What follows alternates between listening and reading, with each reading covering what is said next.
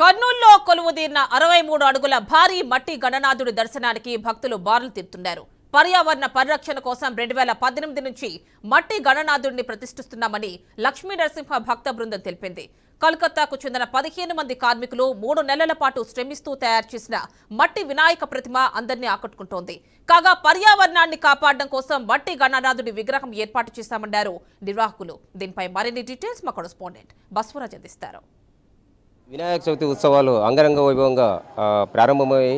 కర్నూలులో ఈరోజు అనేక చోట్ల ప్రత్యేక పూజా కార్యక్రమాలు నిర్వహించి విఘ్నేశ్వరునికి మొక్కులు అయితే తీర్చుకున్నారు.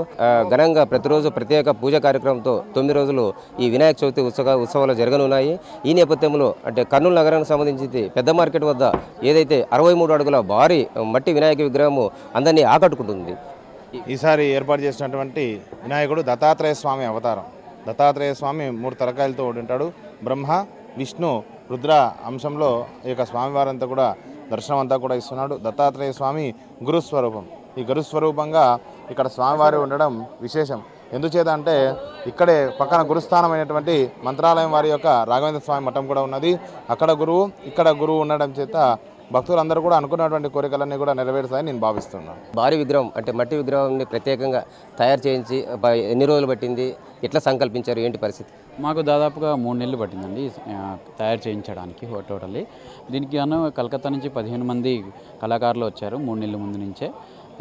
ప్రత్యేకంగా మట్టితోనే స్పెషల్లీ తయారు చేశాము.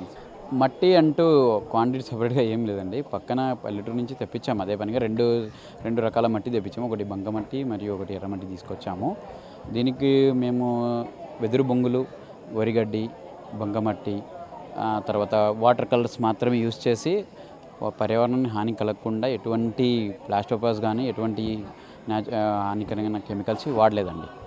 అంటే ఎన్ని అడుగులు ఉంది ఈ మట్టి విగ్రహం ఇంత భారీగా తయారు చేయడానికి? ఏ రకంగా మీకు ఆలోచన వచ్చింది? మేము ఈ ఆలోచన 2018 నుంచే ఉంది యాక్చువల్లీ. అప్పటి నుంచే మేము 2019లో మొదటిసారి పెట్టడం జరిగింది. 2018, 19 2 సార్లు పెట్టడం జరిగింది. తర్వాత కరోనా వల్ల 2 సంవత్సరాలు పెట్టలేకపోయాం. మరి తర్వాత కంటిన్యూస్గా 3rd ఇయర్ చేస్తున్నాం. ఓవరాల్గా 5th ఇయర్ 5 ఇయర్స్ నుంచి చేస్తూ ఉన్నాం. ఎంత ఖర్చు వచ్చింది? ఏ విధంగా మీరు విరాళాలు సేకరించారు? దాదాపుగా 35 లక్షల దాకా ఖర్చు వచ్చింది మాకు టోటల్గా అన్నీ కలుపుకొనేసి. విరాళాలంటే భక్తుల నుంచి కాస్త విరాళాలు సేకరించాం, కానీ ఆ విరాళాలు మొత్తం ప్రసాదానికి మాత్రమే వినియోగిస్తున్నాము. మేము ఈ డబ్బు అనేది ఓన్లీ కమిటీ మెంబర్స్ మాత్రమే భరిస్తున్నాము. అలాగే కాస్త పెద్దవాళ్ళ సహకారం వల్ల కూడా చేస్తున్నాము. చాలా 63 ఫీట్ అవ్వడం వల్ల కర్నూలుకి చాలా ఇది ప్రైడ్గా ఫీల్ అవుతున్నాము. అండ్ చాలామంది అందరూ వచ్చి దేవుడు ఆశీస్సులు తీసుకోవాలని కోరుకుంటున్నాం. మట్టి గణపతులు ప్రత్యేకంగా పెట్టి పర్యావరణాన్ని కాపాడాలంటున్నారు. దాని మీద అంటే మీరు ఎంతవరకు? అన్నిటికీ మంచిదే, ఎన్విరాన్మెంట్కి చాలా మంచిది. ఇట్లా విపత్తులు ఏవి రాకుండా అవన్నీ ప్లాస్టర్ ఆఫ్ ప్యారిస్ వాడడం వల్ల అన్నీ కొంచెం లాస్ ఎక్కువ జరుగుతుంటుంది. సాయిల్ ఎరోషన్ అలాంటివన్నీ జరుగుతూ ఉంటాయి. సో ఈకో ఫ్రెండ్లీ పెట్టడం వల్ల అందరికీ మంచి ఫర్టైల్ సాయిల్ దొరుకుతుంది, అన్నీ బాగుంటాయి అని అనుకుంటున్నాం. పర్యావరణానికి ప్లాస్టర్ ఆఫ్ ప్యారిస్ వల్ల వాటర్లో పొల్యూట్ అవ్వడం, కలుషితం అవ్వడం అన్ని జీవరాశులకి హానికరమే కదా.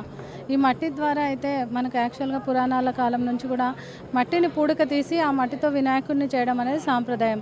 అది ఇప్పుడు నూతన తరంలో ఇప్పుడు జరుగుతున్న న్యాచురల్ కలామిటీస్ అన్నీ కూడా పర్యావరణ పరిరక్షణ సరిగా లేకనే జరుగుతున్నాయి. సో మనవంతుగా మనం ఇట్లా మట్టి వినాయకులను ప్రోత్సహించి పర్యావరణాన్ని కాపాడంలో మనం కూడా బాధ్యత వహించాలని కర్నూలు ప్రజలందరికీ కూడా వినాయక చవితి శుభాకాంక్షలు తెలియజేస్తూ ఈ టీంకి కూడా నా అభినందనలు. వీళ్ళకి ఇలాంటి పర్యావరణానికి ప్రోత్సాహాన్ని అందిస్తున్నందుకు ధన్యవాదాలు. పరిరక్షించే క్రమంలో మట్టి గణపతులు ఎంతో ముఖ్యము. ఒక చోటే కాకుండా ఎంటైర్ ప్రతి చోట కూడా మట్టి గణపతులని మనం ప్రతిష్ఠించి మట్టి గణపతులకి పూజ చేసి మనం ఆరాధిస్తే పర్యావరణ కాపాడడంలో సమాజం మేలు కోరినలు అవుతామని చెప్తా ఉన్నారు. కెమెరా పర్సన్ బాబీతో బస్వరాజ్, BRK న్యూస్, కర్నూలు జిల్లా.